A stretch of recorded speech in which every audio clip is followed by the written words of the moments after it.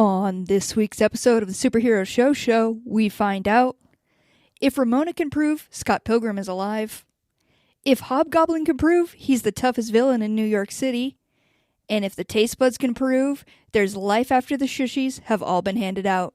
All that and more on an all-new episode of the Superhero Show.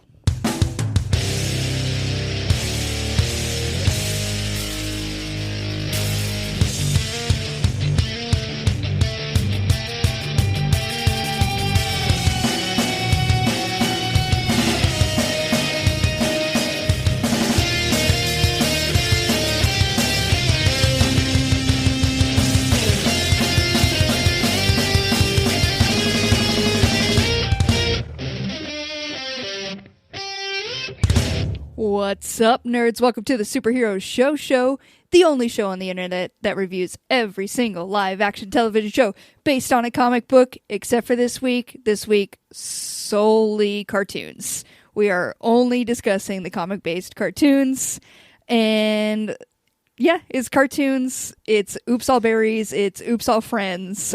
Speaking of friends, let me bring on my friend Ryan. I recently got a box. This is a true story. Now, normally I like to start the show. Don't you lie to everyone right now, Ryan. I do. I like to start the show with fucking bald face lies. I do. Is it bald face? Bold face. Bold face? I don't bold know. Type? That doesn't sound right. You know what? Let's not. There's probably somebody else on the show who knows the answer. Let's not bring her in yet. Let's just live in not knowing. Let's say even worse ideas just to get her more angry as she sits here. Is it bald eagle? It's American eagle, bald eagle face. lies? Are there balls on my face? Is that what the lie is? Yeah. I bought a box of No Oops, Some Berries, regular ass Captain Crunch this week. It was pretty good. Maybe not make everything. Maybe stop fucking around, Captain Crunch, in your fucking cereal factory, and stop spilling berries into all the boxes. Maybe get rid of that person who's fucking it all up, and maybe just give me the Captain Crunch. And maybe. Oh, you want Oops No Berries? No berries, bro. I don't like the berries mixed in there. I'm a peanut butter girl. I don't want berries and peanut butter. I don't know what type of freak came up into the factory and was like, you know what I love in my peanut butter? Berries. But that ain't me. Do you like PB&J? Yeah, but that's a concept on its own. Fucking concept, Cassie. Not an artificial. You were not brought on yet for your analytics. Excuse me, no one knows who you are. So we just sit there and get more angry. These two flavors should never be in existence together. Do you even like peanut butter? Like, do you go to the sandwich store and just say like, can I get a peanut butter and jelly? Hold the peanut butter, hold the jelly. I just love bread. Can I just get bread? I do love peanut butter. I'm basically like a dog. Like me and the dogs at the same time, if we smell peanut butter, we're just like fucking in that kitchen. By the way, just so everybody knows, this is not Cassie talking. We have given Cassie a mouthful of peanut butter and her mouth is moving as someone off camera is talking. That's how much she loves peanut butter. It was how my parents raised me. It's how they kept me entertained. It never fails. Parents did not teach you how to read. Just taught you this move. Well, no, they didn't have time for that. Hence all the peanut butter. Mm-hmm. Did they have time to take you to school so other people could teach you how to read? No. Yeah. No, unfortunately, just couldn't schedule it in. Never wasn't figured in it the out. cards. Wasn't in the cards for old Cassie. Couldn't get there. But you know who it was in the cards for? Books. Books, welcome back to the podcast. Oh, thank you. I'm allowed to talk now? Yeah, now cool. The floor is all yours. You can go on a rant. I'm surprised someone who likes PB&J doesn't like, because I don't like the peanut butter and berries, but I don't like PB&J because peanut butter does not belong with fruit flavors in anything. What the fuck are you guys? I can't tell which one of you is fucking crazier. Peanut butter and banana and honey and cinnamon. Banana's a fruit. That's fine. Banana is a fruit. It's not berry. Fucking berries, bro. Oops, all berries is what we're having problems with I'll here fucking today. bury both of you in the backyard if you say one more dumbass thing about food. It's the artificial flavoring of it, okay? Like the real shit can go together. The factory made shit can't go together. Do you think berries are made in factories? Cassie, the factory. When I met you didn't even know you could homemade cookies. You thought they all came out of a plastic tube if you baked them. Listen, how can you judge artificial flavors? Cassie was raised by two fucking homeless clowns in clown makeup who had never been clowns and were born in that makeup. Guys, I'm not making that up. Have you ever, as a full-grown adult, reflected on the fact that, like, bread and stuff is made? Like, some things aren't just out of a package. It blew my mind. I was broken a day when I realized, like, all these things are made and not just, like, you don't have to have a factory to make them. Cassie, are you Big from the movie Big? Did you go to a Zoltar machine and make a wish? Yeah. I swear to fucking God. Yeah, I did. I brought Cassie to my house. I think you were like 16, 17. No, you were almost 8. You had to be 18 at this time. We were seniors. Yeah. And when I said we were baking cookies and you looked in the fridge and said, we can't, there's no cookie dough. And just like gave up right then. I thought it was a bit. I should have. I wish I would have been smart enough to play it off as a bit. Honestly, really do. If I go back in time, the one thing I would do would go to your house that one day and be like, "Oh, this was good." Just kidding, guys. Oh well, you guys. As much as I would love to turn this, Was into that enough of Poor Corner? I'm sorry. I'm sorry to Cassie. Like, it sucks. It sucks that when you put your hand in your pocket and then your hand comes out of the other side because there's no money in there. It's hard out here, Ryan. But thank you for this little bit of sympathy. I'll cherish it forever. We got a big episode ahead of us, though, guys. It is all cartoons. We're going to be talking about 2 episodes. Oops, all cartoons? Oops, all cartoons. We got 2 episodes of Spider-Man to talk about. But before we get to that, let's go to our main event and talk about Scott Pilgrim Takes Off. On the 2nd and 3rd episodes of Scott Pilgrim Takes Off, the Pilgrimites begin to mourn the death of Scott, but Ramona isn't so sure he's dead. Meanwhile, we have more fights as Matthew Patel defeats Gideon Graves to take control of the Deadly Exes, while Ramona kind of fights Roxy before deciding to become friends. Taste buds? Does Scott Pilgrim teach us that girls are better fighters than boys? Better fighters? More productive fighters? More productive, I think. Bigger, stronger punches? Also. Faster. They did go into a movie universe, too. So I feel like more successful in like... More rad? Yeah. More fucking kick-ass? I feel like I'm being ganged up here. And if there were more boys on the show than girls, we would never gang up on you guys like you guys are doing to me right now. Never. No. Never do that. But yeah, this one showed, like, that was the whole time from that 2nd episode when they're, like, fighting all around. I was like, this is way more entertaining than the other one when I was watching these 2 motherfuckers fight. Like, I got so lost in their fight. As soon, like, I just didn't, like, I blanked out from that 2nd episode. I was like, I don't care about this fight. Because I know pot. I need to. You blanked out because of pot. No, Ryan. Oh. I would never. Oh, My sorry. mother listens to this. I would absolutely never. Mother, a.k.a. dealer? Yeah. Okay, sorry. I shouldn't have brought that up. No, I think that the 2, and we didn't, it just worked out that we watched these 2 episodes for this particular podcast, right? Like, we didn't necessarily plan it like this, but I think that they do sort of pair nicely because they both end in fights, as I'm sure every one of these episodes will. It's just that kind of show. But watching Ramona and Roxy kind of realize the futility of all of it, not just fighting, but life. They're just those kind of girls. And then laying on the ground at a video store, fucking try to get more up my alley show. And just be like, should we just be friends? Is this worth it? Every fight I've ever been in, and what has there been? Thousands? How many people have I kicked the shit out of? Tens of thousands? 20s of thousands. 20s of thousands, probably. About halfway through all of them, you just think, what are we doing here? Why? Mm-hmm. Why? Mm-hmm. What do we do? Shouldn't we just lay down, smoke some pot we bought off Cassie's mom, and just be friends? And that's why I liked the 3rd episode better than the 2nd. If we're ranking episodes. I don't know if we are yet. Yeah, and that's why girls are better fighters. Yes, I'm agreeing with you, okay? I'm saying girls are better fighters. I just need to reiterate it in case anyone in the audience, if you want clean audio so you guys can make it a drop, girls are better than boys. Yeah. There we go. That's all we wanted. Thank you, Ryan.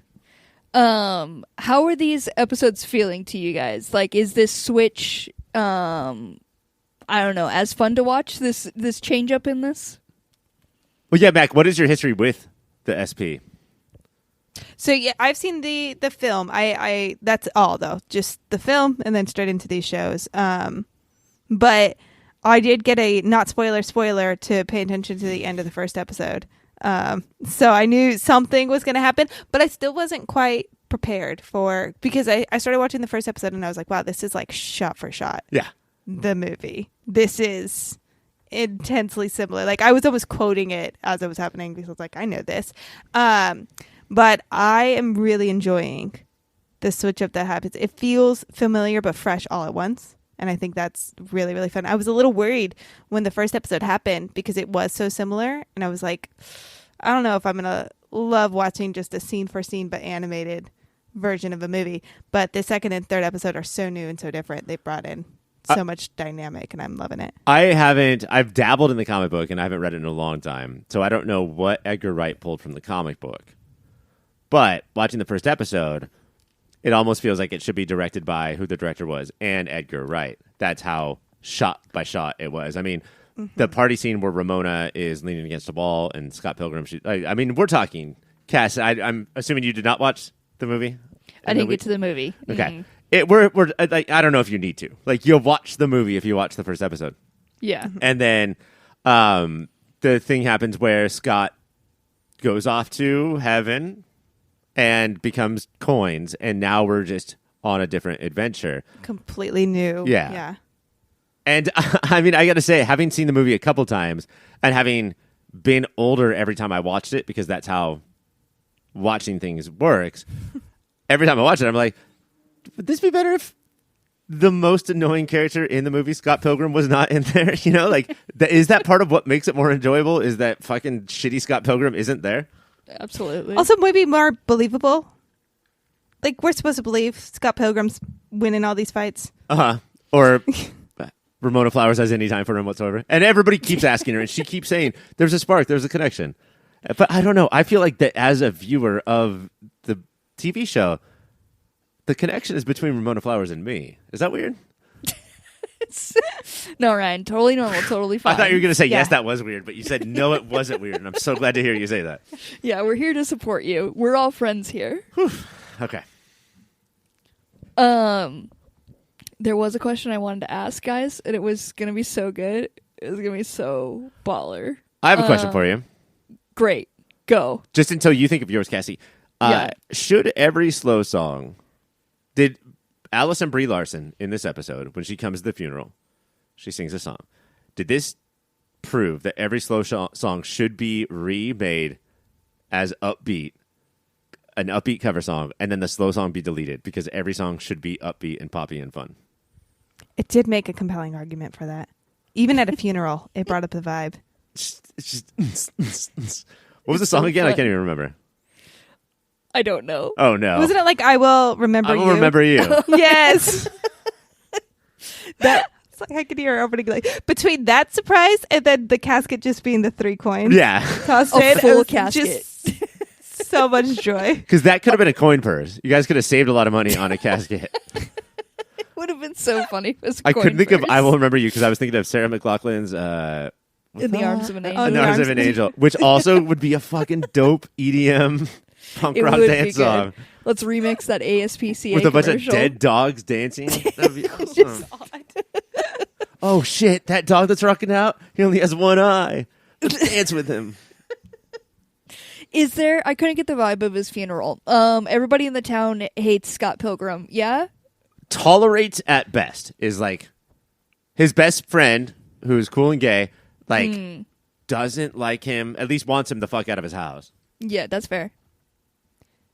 I feel like he's kind of that like annoying cousin that kind of mooches off of you, but you feel obligated to also take care of. Not a compliment. Like, Scott No. Pilgrim sucks.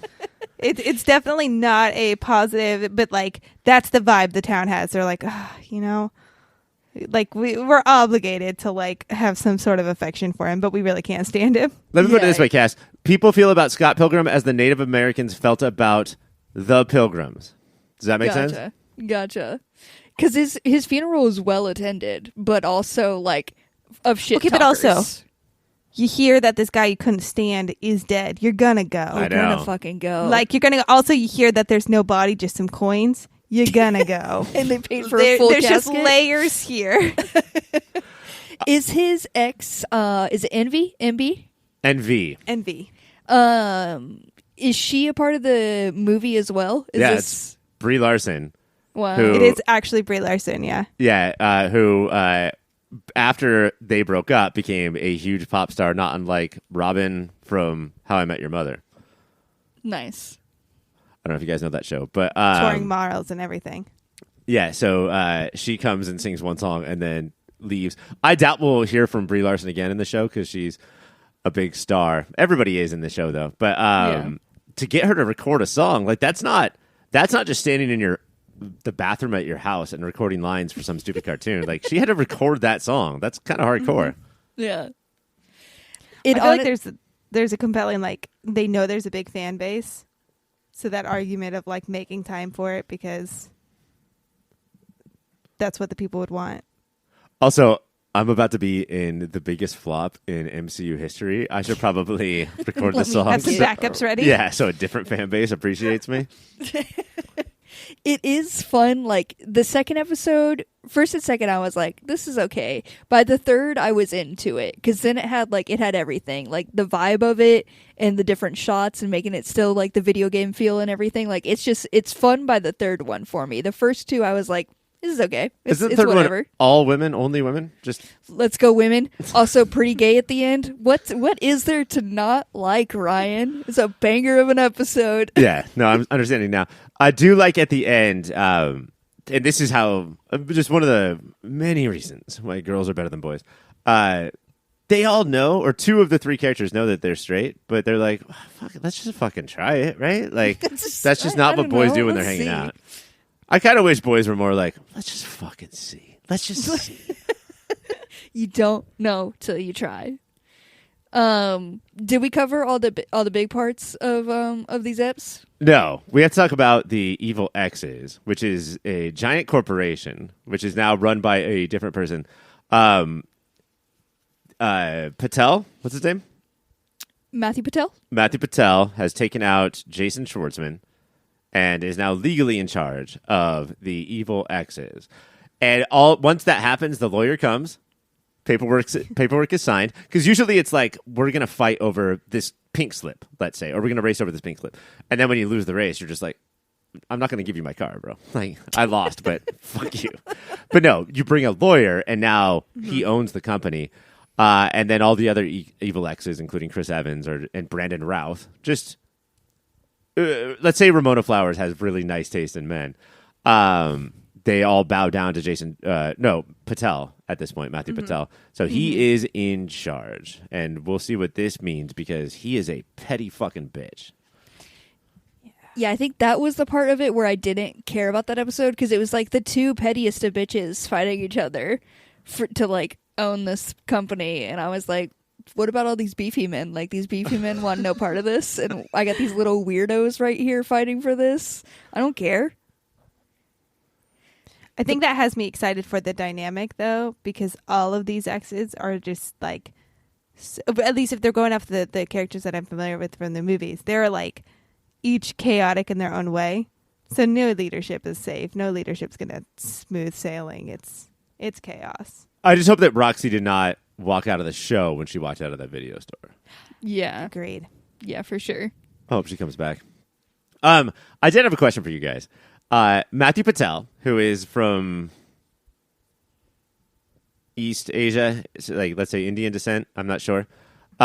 He gets into a fight, which turns into a fighting game, and then he does some sort of ethnic dance and has ethnic moves, and that's just a classic fighting game thing. Is that like whatever your culture is, you have to like do that. Superpowers. Yeah, you have to do that before the fight starts, and that's where your superpowers come from. Racist, I don't know, but that's just how all fighting games have worked since the dawn of fighting games. I did want us to talk about if we were in fighting games based on our DNA and our 23andMe, what would our dances be and our fighting moves be because of our cultures? Do we even have one? Because the three of us are white as fuck. Basically, no. Yeah, like all I can think is, like the Irish dance where they keep their arms straight down and they kick super high. River dance. Yeah, Riverdance. Riverdance. Thank you. That would just be probably a good part of it. I am a quarter Mexican, but I also can't think of like much that would sprout from that. So, But the problem is that it's the top quarter. So yeah, just deadly headbutts with your top quarter, but that's really it. That's about it. Cassie? Just making a PB&J. Just What? serving up a sweet PB&J to people. What the fuck culture are you where you just serve out sweet PB&Js? Just fucking That's trash like people. IE white person. Just fucking garbage people who have found their way to the surface of Earth, serving up PB&Js, bro. That's what I'm bringing. Is IE make meth, go to sell meth, instead do meth? Yeah. That's Hemet. Oh, that's specifically Hemet. Do people know these local Close, cities? though. Yeah, for sure. They're loving this. Ryan, your move? Oh, I mean, like, mostly what McKenna said. I grow potatoes and eat potatoes and turn potatoes into alcohol and then drink the alcohol. And I'm like, do you guys ever see like the Jackie Chan movies of like The Legend of the Drunken Monkey, or where drinking and then acting drunk is part of the kung fu moves? I didn't learn the kung fu part. I just drink You just and then fall down. and not even the pretending to drink. Yeah. To like No, I to just throw got off your fucking just drunk. actually Yeah. drink. Yeah. Stage 1 of that. I mean, going off of ancestors, my ancestors are clearly good at escaping famines because they're the ones that made it to America. Uh-huh. So that's also good too. Like when shit hits the fan, we just run away. Did they cause the famine? What if they caused the Possibly. famine as a distraction and then ran away? And then, yeah. I'm going to burn the potatoes over here, and then we're going to go that way. And then we're going to jump ship. You know. Speaking of jumping ship, I'm jumping over to moments of the week. Ryan, what do you got? My moment of the week, Cassie, and thank you so much for asking. Oh my God, I really you're do appreciate so welcome, Ryan. Is there is a lesson learned in this episode, not to the characters, which is the point of dramatic arcs, character arcs, is that they learn lessons and they grow, they change. That's how character arcs work. But there's one for the audience as well, and that is no plus ones. And if somebody brings a plus one, you fucking punch their head off. As like they bring a robot as a plus one. If anyone ever brings a plus one that is uninvited, you punch their head off as hard as you can. Do you hear me? Everyone out there in listener land, punch their head off. This is why I nervously text Ryan before every event. Is it okay? If so. This is who the is amount of times I coming. do actively text people to be like, can so-and-so also come? Because I don't want my head punched as like a secondary punch of the rudeness, you know? Yeah. So best to always clarify. And that's just how polite you are. All because of Ryan and this fear he's installed in you. That's not fear. It's teaching. I'm just sort of like a teacher / guru / I don't know, priest. I don't know if that's too big of a word. Godlike figure. That Yeah. feels lofty. I don't want to say Yeah. that, but like, you know, just sort of reaching out to all the people and being like, yo, listen to me. Also a cult leader. Cult leader, if that's what you want to call it. I don't like to call it. I do like to call it that. I will I was call gonna it say. that. Books, what's your moment of the week? I really just liked anytime Jason Lee spoke up because he quoted Waterfalls by TLC as like one of his first bits of dialogue. And then his second one is like Gideon says, I wore no fear shirts every day. And he says, sounds like those shirts were a lie, bro. Just delightful Good. bits of dialogue and the like 2 lines that he said. So This is good shit. I just really enjoyed the moment when Ramona goes to see her friend at the coffee shop and she's like, I don't think Scott's dead. And she's immediately like, shut the fuck up, I'm going on my break. And then the boss comes out and is like, you were just on your fucking break. And they're just like cussing at each other. And then they just scream at Oslo customers. It was a very good, like, I would frequent that coffee shop. That is a fun vibe in there. you didn't say the fucks right though, because they bleeped him out. Yeah. So I think we it's kind of better. just learned what kind of employee Cassie is. An excellent one. Uh-huh. Top tier. Top Can trust. tier.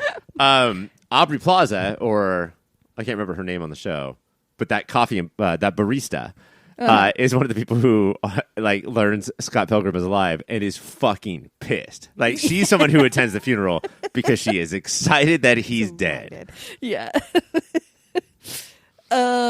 Scott Pilgrim is on Netflix. You should be watching it with us. Rewatch it if you already have. That is it for that, though. I do have time to talk about a website. And Ryan, was there a website you were trying to cook up here, trying to bring into existence? I have a website, Cassie, and it's called InsideBanana.com. Okay. We watched a lot of tunes this week. Oops, all tunes, as we were calling this episode. And what have cartoons taught us about bananas? Slippery. What is slippery? Banana. I'm sorry, McKenna, what? Can you answer for your fucking peel. monkey friend? The peel is slippery.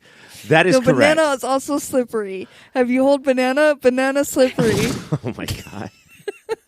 Can her fucking caretaker come and give her pudding, please? You know, I'm a little on her side, though, because have you watched how they eat banana? It does not go well. It's fucking slippery. Banana slippery all around. This is my point. I have stepped on... first of all, I want to say fuck you, cartoons, because you have lied. I've stepped on banana peels before. Nothing fucking happens.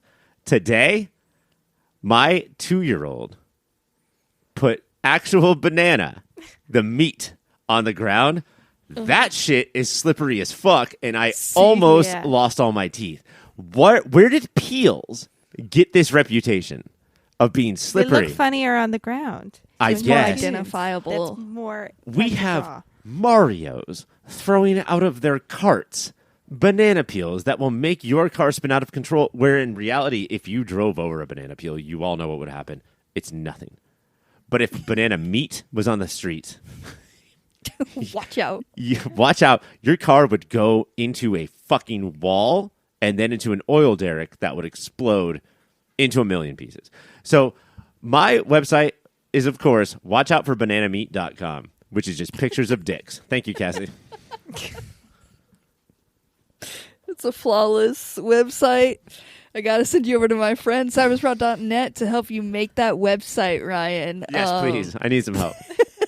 They work hand in hand with you. They focus on collaboration.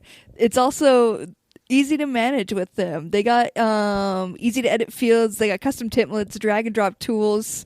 And if that's all out of your way or past your capabilities, if you're too focused on bananas, they'll handle Meat. it all for you. The meat. Like slowly unzip the banana peel Yep. and let that fucking meat drop out. Let that dragon drop.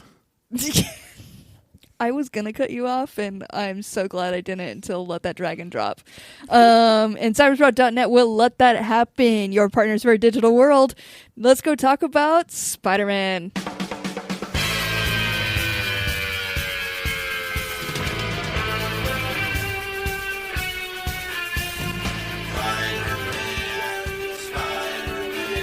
Welcome to Bitch, a mini show within a show where we take an in-depth, episode-by-episode look at Fox's seminal and underrated early morning cartoon from the mid-90s, Spider-Man.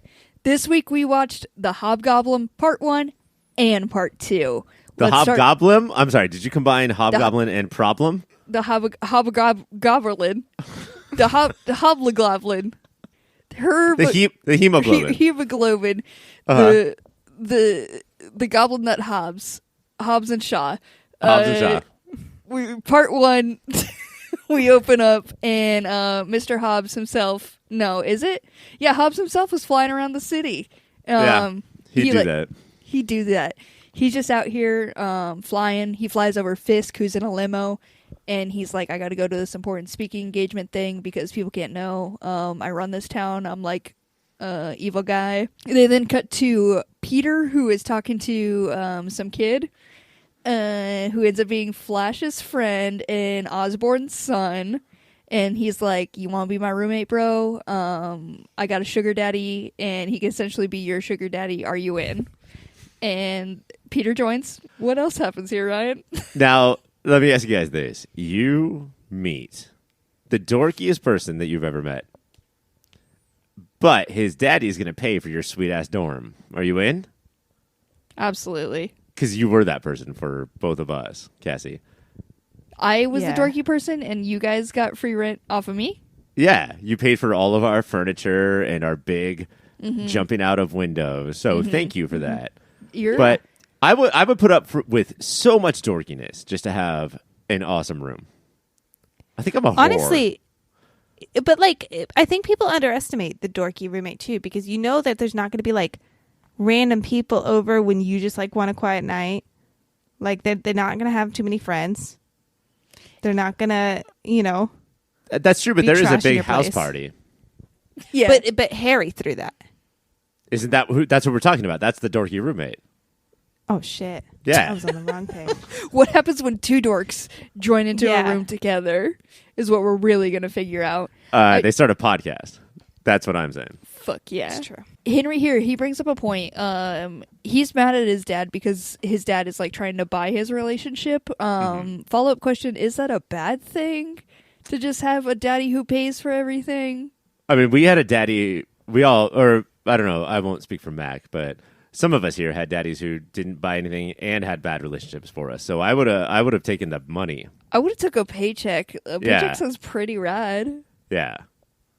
I'm on good terms with my dad, so But what about your sugar daddy? sugar dad. Honestly, though, if anyone's offering like either shitty relationship and nothing or shitty relationship but money, I'm always going to choose shitty But relationship but money. Yeah. Yeah, Absolutely. That's a Always take butt no-brainer. money.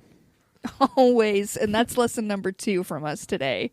I'm not gonna take. I'm not gonna be that kind of person who like tears it up in front of their face and like throws it at them. I'm not gonna be that kind of person who gives it to charity. I'm gonna be like, "Fuck you, Dad," and then go buy like an arcade cabinet. And then I'm the only dorm that has a full-on life-size arcade cabinet in my dorm. Hell yeah. That's why I respect you, Ryan. And also, I don't know if this is pushing anything, but like, I don't want a normal-sized check. I want one of those giant checks that they hand over like at game shows and stuff. Like, if you're gonna buy my love, it's gonna be giant. Like, give me the prop one, and then I still So, need like, the real every one so I time- can cash it. Right. Every time Rich Daddy comes in town, he's just got to lug one of those Yes. to see you. Yeah, he could put in a little bit of work by lugging around a big old check and writing me a fat check at fair. the same time. It's also made of Also- solid gold. I feel like that's a great way to show the love. Like, you know, people would never question if you're a Yeah. bad dad because you're walking around with this giant check for your kid. Oh, They're like, I think people see that and they definitely question that you're a bad dad. But that's No. okay. I don't know about that. Back to Spider-Man, though. At this point, we've like gotten to the ceremony that Fisk was going to. It turns out he's opening a criminology school. I don't know why. Who knows? Doesn't that seem counterintuitive? A school to educate people how to catch all the criminals. Yes, but what they're going to learn is how to catch them. And then so he could be like, wait, how are they going to catch them? Oh, I'll do different things. So he's going to avoid all of the criminologists. He's just going to be in there. He's like, oh, that's what they're working with. Okay. No. Okay, we're gonna do something completely different. Noted, Guys, when people are noted. playing fifth-dimensional chess, Wilson Fisk, sixth-dimensional chess. That's too many dimensions, Ryan. Oh, is there not that many yet? Sorry. I don't think so. Sorry, Mark Zuckerberg, but I just invented a sixth dimension. Suck on that, bro. This opening's going really well. Fisk is digging up that dirt. So good. But then Mr. Hobgoblin comes in, crashes it, attacks him. Peter Parker himself, not Spider-Man, goes in and saves Fisk from getting got by like a little laser or something. And so now he's seen as a hero. And so not Spider-Man. So you mean sweatered, white, turquoise, purple sweater, striped sweater, Peter Parker. Yeah, nerd ass, can't match a thing, Peter Parker out there diving, saving a camera and saving a human being at the same time. And he saves Norman Osborn, I'm sorry. And I love watching when dudes, like especially dudes of a certain age, get rescued because they would have rather died. Dudes of a Be certain age, when saved. they get rescued, they're so upset. They're like, get your hands off me. Yeah. And they will never say thank you. They'll never be like, fuck, man, if you weren't there, I would have died. They're like, how dare you? I fucking get your hands off. And they're just mad at you that you saved their lives. Yeah. Dudes, check them out. Somewhere amidst of all this, Spider-Man then does appear. They get in a fight, Hobgoblin and Spider-Man, and of course it's in the sky because Hobgoblin has this little flyy thing. Important question, does the flyy thing have an official name? Glider, Glider? I think. They could have worked better on that. There could have been something good. What do you want it that's to be okay, called, though. Cassie? I don't know, flyy thing. Okay, we're going to call it flyy thing for the rest of the segment. Great, let's go. The little goblin guy takes him up really high in the sky, and Peter Parker's like, I gotta bail out of this. He jumps off. He thinks he'll have webs to catch him. He doesn't, so he tries to grab a hold of like a window washer's little scaffold thing. It breaks. He eventually gets saved by a sheet, I think. We also don't know what happens to a poor window washer dude. Yeah, that guy's dead. Like, That guy worry, screams "Mamma Mia" all the way till his death. But Peter Parker is fine, and that's all we care about. And then Hobgoblin goes back to a scientist guy. At this point, we know who he is, right? We know Osborn? Yes. Well, I don't know if we've met Norman yet, but I do think. Do you guys think it's weird that we've met Hobgoblin before Green Goblin? Yeah. Yeah, I don't actually know if you think that's weird or not, but you're saying yes to me, and I appreciate that. Well, it's because I just realized I just got confirmation from you that they weren't going to be the same person. I thought they were just doing some type of reveal thing. So thank you for that. No, we don't. Harry. I was just going to ask you because you're a comic book expert. In the comic books, it's Green Goblin first, and then Hobgoblin, and then Hobgoblin, like literally 30 years, 25 years later, Hobgoblin. They're like Green Goblin. That's enough of that guy. Let's keep the Goblin name, but let's add, I don't know, Hob in front of it, and so then we have the Hobgoblin. But here, there has been no mention of Green Goblin in this cartoon. So Hobgoblin comes, and then it's just Norman Osborn as this rich guy, and then I guess in the future, because I've not seen this cartoon, Norman's going to go crazy, and he's going to be like, I think that Hobgoblin guy had a good idea. Let's become Green Goblin. I didn't mean for him to be so Irish, but it makes sense if he's Green Goblin. He's got to be. It's the natural. It was the correct take on him. Aaron I wasn't Gobra. sure if which one appeared first, so I was just accepting that as like, oh, this is like the trial run for Green Goblin is what I assumed it was. Yeah, he was it really like, here's seemed like all a that test. Hobgoblin did wrong. I'm gonna be a better goblin is what I thought it was gonna be. Which I think that's always a good idea. Like, if you want to do something, send some dumb fuck out in front of you to, like, get hit by lasers. Yeah. Like, I think that I want to get LASIK surgery. Here's somebody I don't care about, and here's their eyes. Fuck them up, lasers. Let's see how it works. Have at it, lasers. So yeah, Hobgoblin shows up at Osborn's little place, and that's when we find out that Osborn hired him to go after Fisk. And this is when we also find out Hobgoblin's just about that money. He's like, you owe me now. And Osborn's like, nah, you failed, and I know who you are. You're a basic little bitch, essentially. And this makes Hobgoblin mad. And I don't know. He storms off at this point, maybe? This is, I think, the point when I realized that this show, I don't know, it might be just this season, but this show, like, we're coming off the success of Extaz, right? Yeah. And Extaz is, as we talked about for 5 years of our lives, Cassie, is a soap opera first and then a action-adventure show second. Spider-Man is one person, so we can't really have a soap opera with one person, and he's juggling girlfriends and whatnot, but not really. So what they're doing with the last like 3 or 4 episodes is we're saying, let's have a little bit of Spider-Man, but let's put the villains up front. Like, let's put all the drama between Hobgoblin and Fisk and Osborn, and then Osborn has a son, and then we'll put that son in danger. And is Spider-Man, at least in these 2 episodes that we watched, is he like a tertiary character at this point? Absolutely. Yeah. Is this the villain show?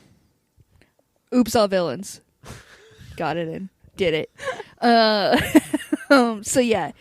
And we cut to Aunt May's house. The news is showing Peter saving Fisk, and Aunt May is like, you can't be doing this shit. This is wild. You're my precious little baby boy.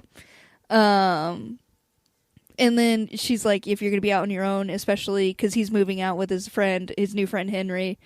And she's like, you can't be doing this. We then cut to Peter going to that apartment, and there's a full rager going on. Like, first night you come into this place, everybody's there. It's a party. Also, it's a fucking mansion. His room is huge. Why is it that you open the door to a tiny dorm and then it opens to a mansion? That's just magic. That's not. It's fucking rad is what it is. It's like next morning maybe, and Peter wakes up, and it's a call from Aunt May, and she's like, I'm gonna come stop by. He's like, this place is a mess. She comes in, it's a mess, it's terrible for her, but also Hobgoblin comes in and starts attacking him. Hobgoblin takes Mr. Henry, the little boy, takes him, kidnaps him, and Aunt May straight up has a seizure and has to go to the hospital. Now, does she have a seizure because of a couple of things? Hobgoblin appearing, or how messy that apartment is, or because of the party drugs that were floating around that room, like in the atmosphere. And she's like, oh my God, the ecstasy, the MDMA, like, I can't take it. I want to party so much. And then her heart goes out. D. Probably the last one, yeah. Party drugs, yeah. Party drugs. Yeah. So we don't know how the state she's in. But then Neither does the hospital. She's just laying in a bed with no monitors. Nothing to her. Nothing to tell us anything at all that's happening. It's fine. She might die by the end of this episode. Who's to say? Do you want her to? No, because she kind of shits on Peter a lot, and I enjoy it. She really does. She needs to tell Peter that she loves him. She needs to? Yeah, she keeps saying, like, no, Peter, go live your life. And then she runs to the kitchen and cries. Yeah. You need to tell him that you love him. Okay, fine. Let Peter go live his life. Let Peter go fucking put on sweaters and live his life in his fucking dormitory that has pictures of, and I don't want to blow anything as far as awards go, as far as like what is 90s, but like, why are there pictures of space and stars everywhere in this dormitory? Is that what you want? Fucking nerds, bro. Do you think that gets the ladies? Do you remember that picture in every South Park class that said like space is forever, and it was just a picture of stars? That's what he has framed everywhere. I mean, Mary Jane already shit on it too. So did she? What did she say? She walks in and she's like, "This design is terrible." Like, I don't remember who she references, but she shits on the design choices and the artwork, and he's like, "What, do you have a bunch of Warhols in your apartment?" Yeah, I was gonna say, fucking MJ loves Warhol, I bet. Fucking bit. We cut to Hobgoblin, who is taking over Fisk's office. He essentially somehow just starts running this place. He takes over. Am I jumping too far ahead? No, but like, yeah, he loves the bureaucracy of the whole thing. Like, he loves having lunches with his team. He puts his feet up on the desk. Did you guys, by the way, did you notice, did Hobgoblin sound familiar? No. I don't think I paid attention. Like the Joker from Batman the Animated Series? Really? Like Luke Skywalker from Star Wars? What? Didn't notice that. No, yeah, this is Mark Hamill, which makes me think that Hobgoblin is not coming back, because this is a very special 2-episode run of Mark Hamill being on Spider-Man. But he did not do... BTAS was very, very popular at this point. The Joker was a very popular character that Mark Hamill was voicing.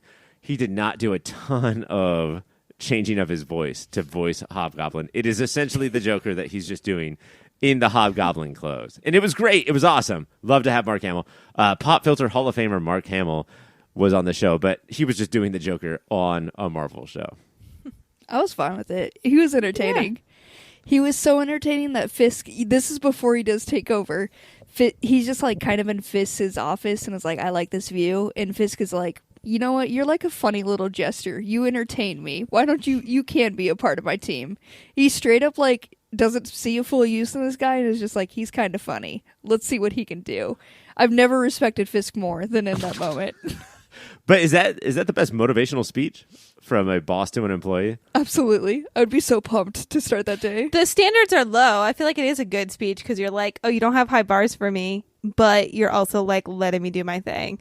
That's the ideal situation. Okay. Yeah. Cassie, I find you entertaining. Here's a little hat. Come dance for me on my podcast. Will you do that? Absolutely. Do you like that? Yeah. Okay. I guess it works. Totally fine with it. By the way, did you guys, as Southern California people, Did you recognize the news person that kept breaking in with the news? No. That was Fox 11's John Beard, from also the star of Arrested Development, who would always say, I can't be part of the story. But no, that was the voice that I grew up with on Fox 11 in Southern California. They got all the stars. This episode really pulled, actually. Funny thing about John Beard, only had a mustache. Disappointing. Yeah. Okay, so not so much funny as disappointing. Sorry, Cassie, keep going. Disappointing fact you threw out there, Ryan. I'm going to stop saying fun fact, and I'm going to start saying, ooh, disappointing fact. Get your hopes real low. I got something coming in hot. We get to the point where Hobgoblin essentially is like, let me triple cross Fisk. He goes back to Osborn. He's like, hey, Fisk is trying to do you dirty. What can you give me? And he's like, I can give you this new glider, and it's at least 4 times better than your previous one. So Hobgoblin's all about that. We also, at some point, Peter just ditches Aunt May. Leaves Mary Jane to take care of her. He's like, I got stuff to do. Can you watch over her? Dips out completely to go fight this battle. Cassie, does this give credibility to your theory that the only reason that men like try to hook up with girls is so that they could hook up or like take care of their mother later? Yeah. Yeah. This is why. This is it. This is why. I did have a question for you, Cassie. This is very important. Here we go. With the amount of rubbing elbows that Hobgoblin is doing with the elite villains like Kingpin and Norman Osborn, with the amount of like hanging out and rubbing elbows, is it Hobgoblin or is it Hobnobbin? Ryan, 10 out of 10. Do you have points to give yet? Are you giving points out yet? Not yet. Not yet. But I'm going to remember Said it that too when it is soon. point time. Okay. I'm going to say that again later. Yeah, save it. Save it for when it is points. You know the time. At some point, Spider-Man and Hobgoblin, they get into another fight. It's like in the sky, and then it just continues to part 2. We're just into the next episode here. There's so many fights between these little guys. But yeah, we pick right back up in episode 2 from the fight. We go to a new side of New York where there's not tall buildings, so Spider-Man is grounded. He walks fly. what, like one street over? No more tall building. Then it's like that's it. Flat as hell. It's just 1 stories all around, and he's fucked now. Everybody thinks they see him get blown up. He goes down into a sewer, but it should be noted everybody is very excited when they think that he dies. And one person is just like, who's going to pay for all this damage? The town of New York hates fucking Spider-Man. They despise this motherfucker.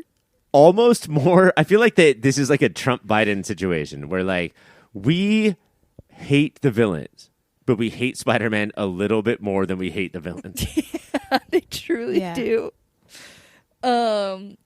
Spider-Man then decides to go to Osborn to try to see why Hobgoblin was messing with him. He gets all the info. Peter checks in on Aunt May real quick. Noted it's so quick. He's just like, Mary J, you got this. Cool. I'm out. Wait, bad nephew? Is that what you're saying? What? Are you saying bad nephew? Is he being a bad nephew?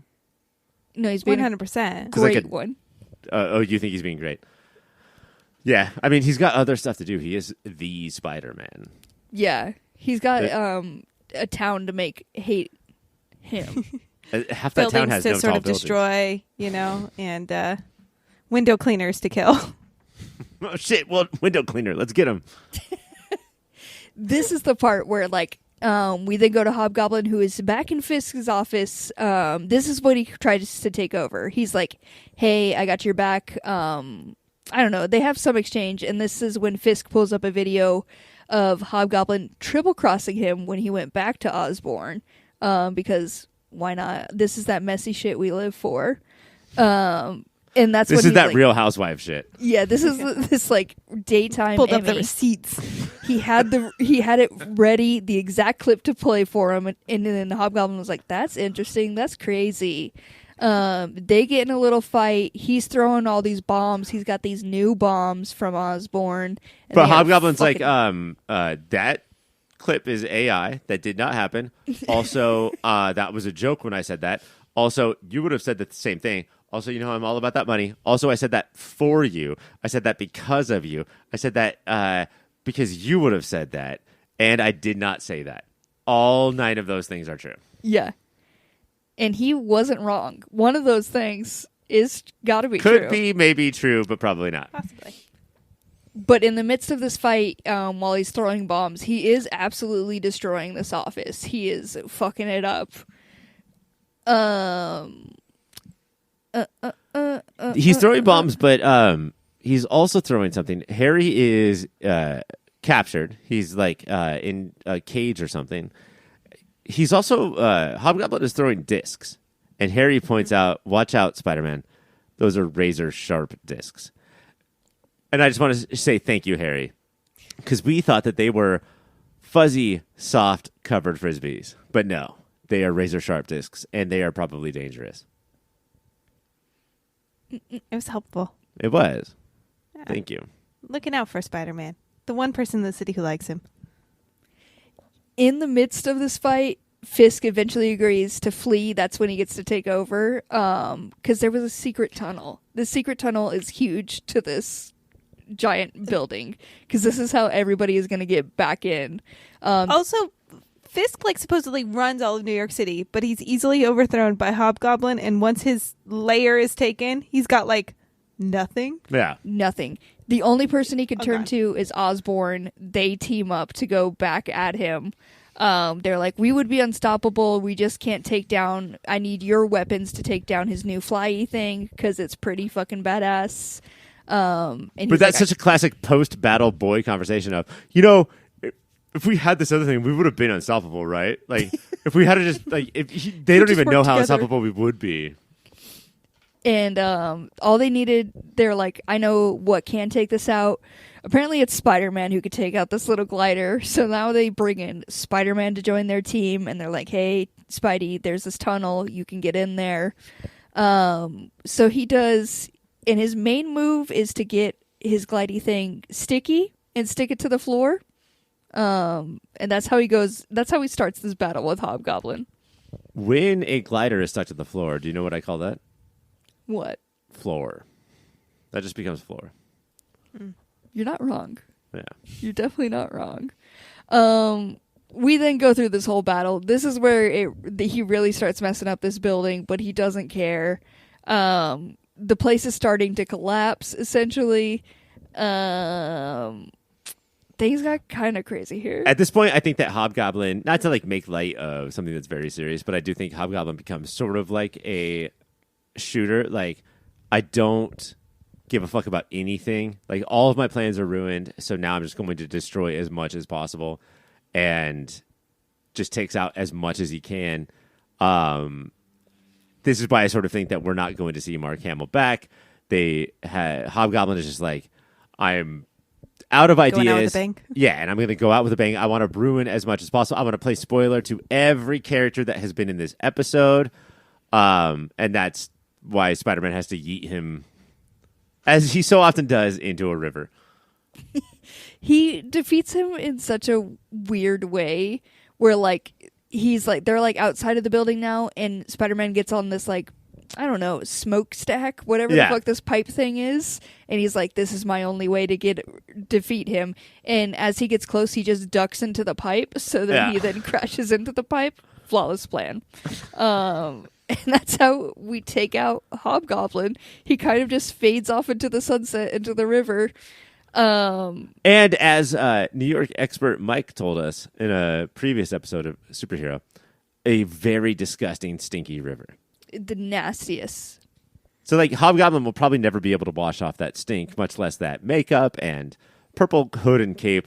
He's fucked. Mm-hmm. Absolutely fucked.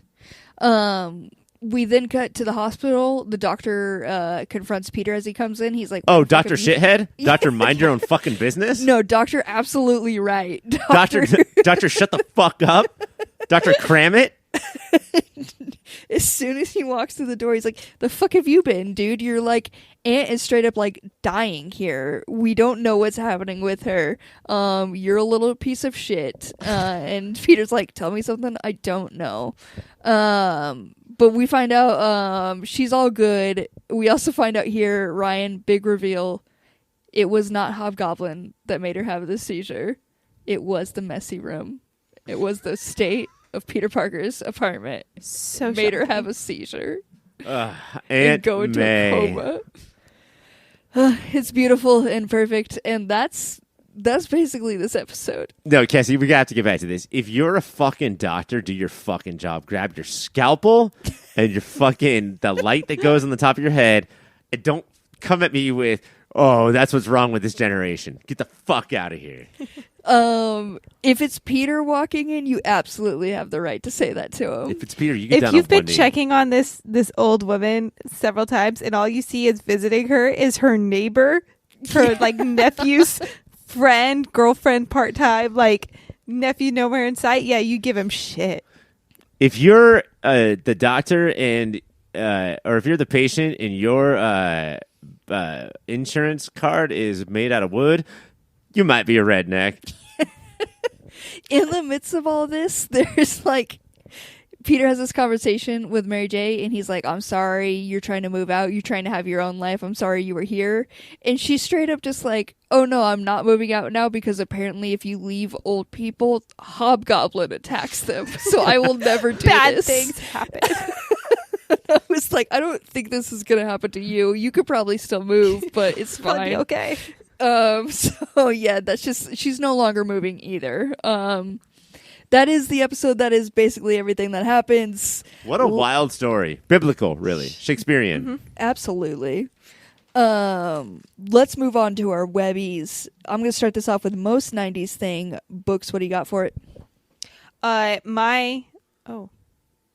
most 90s thing is the moment when Hobgoblin takes over Kingpin's like lair and he pulls up like a giant globe and he says something about the ability to like be able to connect with anyone anywhere instantaneously is just like the biggest power anyone can have. Feels very 90s because that's just such a norm today. He's like, look, I brought up Google and now I'm unstoppable. I have someone on a video call. I could conquer the world. It was also very 90s to have it where like, here's this all-powerful layer. I can just push buttons and this dude can tap into everything. How? It doesn't matter. He can do it. It's all He can do it. He doesn't need passcodes, fingerprints, eye scans, nothing. Hit this button here, this button here, this button here, this button here, and now you can do literally whatever you want with this entire building. Ryan, what do you got for most 90s thing? I think I do this one a lot, but he pulls up a little talk box with like a screen and little buttons in front, and he talks to somebody on that screen. But like that doesn't exist, and it's just what the 90s thought the future would be. And we're so much more advanced, but not as advanced as what this thing was, which is a little phone with a screen on it that just doesn't exist. But don't we wish it did, Ryan? No, we have something way better with our phones in our pockets. No, you know No. what? You're right, Cassie, because you give out points. So you are right. That you're getting it. You understand now. These are all good suggestions, you guys. I do want you to know what the winner is, though. It is when he upgrades the flying thing and he's naming all these things. He's like 4 times higher, 4 times faster. Also, you can control it with a remote control. And that's the big selling point, is it's got a fucking remote control. It's fucking awesome. Honestly, kicks ass. So I'm sorry. I'm gonna give that point to me, though. I'm sure you guys understand. Thank you for participating. Let's see if we get this next one with Best Web Zinger. Ryan, what do you got? I mean, Spider-Man's barely in these 2 episodes, so this was kind of hard. But I took a very sad sack approach of him sitting in the sewer, which, let me remind you, is full of shit. Just hand on, like, his hand is on his fist. He's just sitting there thinking, and he's like, he took me out of the sky, and now he's taking me out of the ground. And then a firefighter tries to put a fire out of a car, and all of that water goes directly onto Spider-Man. And he's like, oh, what the fuck? That's it. My spider web zinger is, what the fuck? To a firefighter who was trying to put out a fire. Put out a fire. Yeah. Books, what do you got? I have that. It's just one line. Like Ryan said, he's not in this episode very much. It's one line he says to Hobgoblin. He grounds him for a moment, and he says, "All flights have been canceled, Red Baron." Which I had to actually do research because I didn't know who Red Baron was. He's a former top pilot for Nazi Germany. This is a 70-year-old man writing this episode. Yeah, that is just the weirdest connection whatsoever that no child would have made. But they wanted to get that insult and association to him flying, and I'm here for it. Mac, you don't remember being 5 years old watching this episode being like, yeah, Red Baron, good reference. Guys, I knew somewhat who Red Baron was because there's Red Baron microwavable pizzas. Nope. Some more frozen food, Ryan, that I lived off of. Red Baron frozen pizzas. Pretty bomb. But it does got the little picture of the little flying dude on there. For Best Web Zinger, I didn't give it to Peter because he didn't have a lot. And Ryan, it was a moment that was close to yours. Mine is the woman who witnessed Spider-Man, what she believes, get murdered, and then respond with, "Who's gonna pay for all of this?" Banger. Fair. Fucking banger. So Fair. savage. Fucking. That's absolutely fair. Let's have a podcast with that cartoon Karen and Mac Karen talking about who's going to pay for all of this. Who's gonna clean this up and who's gonna comes pay? through and destroys all your property. It's good. The fuck? Listen, all I'm saying is, yeah, I'd be grateful that superheroes are saving the day, but also if you come through and destroy my house or my vehicles, I'm still gonna be angry and grateful. I still want to know who's gonna pay for it because insurance at a certain point is just gonna be yeah, I'm sorry, you actually bought a house in superhero territory, so we don't actually cover that. If you're in New York, you have to buy superhero insurance. Yeah, or super battle, I guess. Mm-hmm. Yeah. I am going to give that one to Ryan, though, for that classic catchphrase, "Oh, fuck." I'll give you 2 points for "Oh, fuck," Ryan. That puts me in the lead. Currently. We'll see what happens. Our next one is Kung Fu Grip, a.k.a. Best Use of Power. Books, what do you got for it? This, again, we didn't have much Spider-Man, and this is the reference. It's when Spider-Man's there's only one way I can defeat him, and he just does a little peekaboo. He appears visible and then just drops down and hides. Just the method you would use on a toddler. He straight up plays peekaboo. Ryan, what do you got? I had worse use of power, Cassie. I don't know if this gets me any points, but when he's falling towards the window washer, there's the window washing poles that go around the top of it. All of them are connected except for the smallest, tiniest little pole. As long as you don't grab onto that smallest, tiniest part, then you'll be fine. And he grabs onto it and fucking falls immediately, and also killing him and the window washer.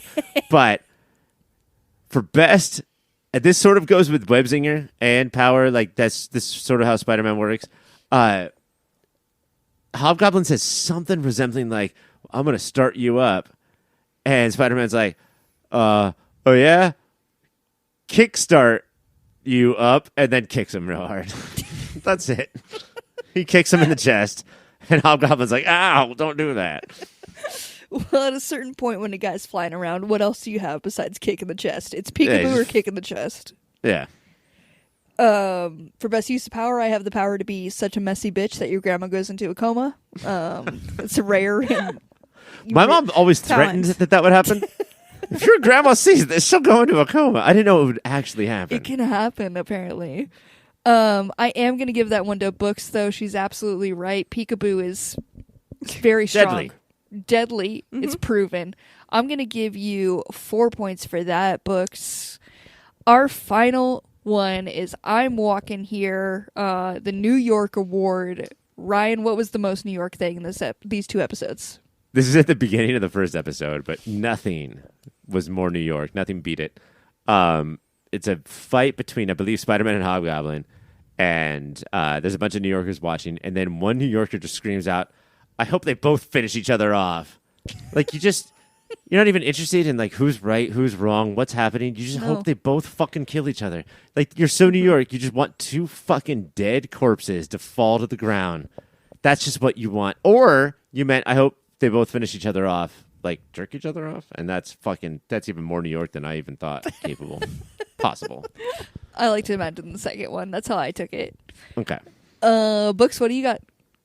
I do think my thing is a little more New York. It occurs later in the episode, and it's when Hobgoblin kidnaps Henry, and he throws him into the glass cage, and he makes a joke about rent prices as he throws him in. Wait, is it expensive to live in New York? I've never heard this. Never heard that? I've never heard this before. Spider-Man teaches you a lot of things, Ryan. It's expensive there. Very informative. My most New York thing is going down a couple blocks and there now being 0 tall buildings. Just one stories all of a sudden out of nowhere. And I just love that this was the first episode that we got to use this. I am going to give that one to Ryan, though. Ryan, I'm going to give you 1 point for that guy. For no reason in particular. I'm just like, it felt right. It felt good to give 1 for that. And that's the end of ours. So let me just do a quick tally here, see what happened. I got do your quick tally, Cassie. Quick little tally here. I can see that I got 1. Ryan seems to have 3 and Books with 4. That's crazy. Who could have seen that coming? Yeah. I don't know. Saw it coming. I don't know if the listeners at home can hear this, but the studio audience is booing so hard right now. They're throwing rotten cabbages. They're chanting. They're loving it. There was another Spider-Man episode, Cassie, where he took a train out to like a rocket ship or something where there was no buildings. And then he wanted to get home and he was like, well, fuck. Because like he really does super rely on tall buildings as his power. It's honestly very funny when it happens. Except when he's free falling. And then tall buildings all around and webs are useless to him. Just can't. That is it for the episode though, guys. Oops, all cartoons, we did it. I thought we had an amazing adult time and it didn't feel childish at all. I cherished every moment with you guys, but sadly it must come to an end. Books. On a scale of 1 to 10, how confident do you feel in being able to tell the people about some websites?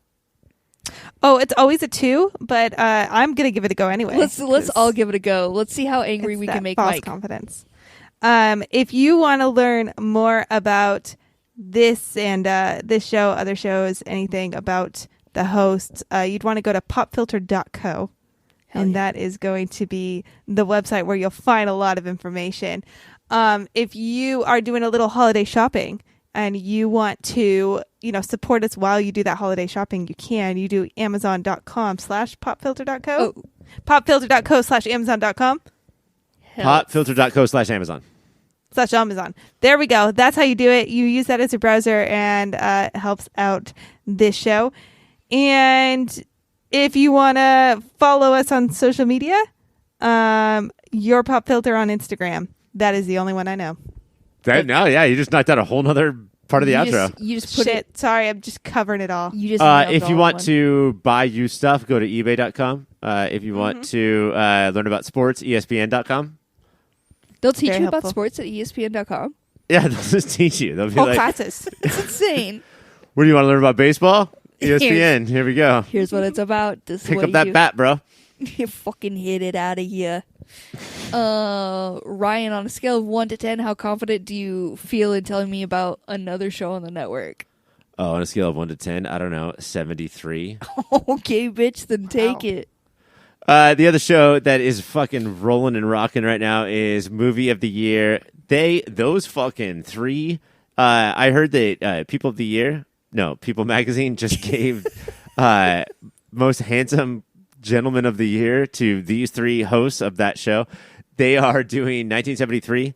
That is the movie that they're working on. Or that's the year that they're working. No, Cassie, I'm a 1. God damn it, Ryan. 73, remember it. Cassie, you do it. They're talking about a year. It's a banger of a year, and they're talking about some great movies. They're going to determine which one is the best. Is it year 1973? It is 1973. Hell yeah. We're done talking about the movies. Next week, it's the finals. Oh my God, you heard it here first. Maybe over there you heard it first if you're listening to it already. It's the finals. I'll give you guys tell me which of these 3 movies. I'm going to give you 3 movies. Tell me which one is fake. Okay. Okay? of these three 1973 movies. Booger Palace, Shitburger Sunday, Fuck Shit, Fuck Stick. Well, I've seen Shitburger Sunday, so I know that one's real. That one's real. Which of those three movies go did not come out in 1973? Booger Palace. Booger Palace did come out in 1973. Damn. No, I made them all up. But other real Yeah. movies did come out in 1973. Check out Movie of the Year. Only on Everything. Everything, everywhere. We also got an email, contact@popfilter.co. Oh! Yeah. That's what I forgot. I went to socials. I didn't do email. God, McKenna, So sorry. next time if you could handle all of these in one go, please work on it, okay? Then I might rate myself higher than 2. You would deserve If at I- least a if I could. 2.5 next time you do Yeah. that, okay? Wow, Cassie. All right. I know. Aren't we being very nice tonight? A I know. 2.5. Hello. Yeah, I'm a little Boom. too generous sometimes.